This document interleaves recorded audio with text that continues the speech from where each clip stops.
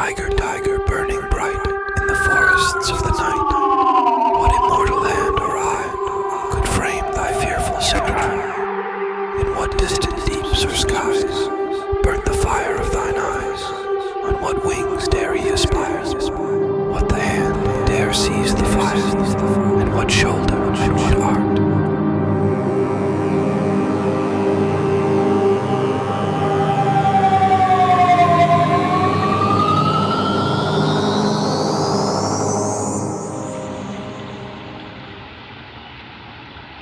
The sinews of thy heart, dread hand, and when thy heart began to beat, what dread hand, and what dread feet, what the hammer, what the chain, in what furnace was thy brain, what the anvil, what dread grasp, dare its deadly terrors clasp, the stars threw down their spears, and watered heaven with their tears.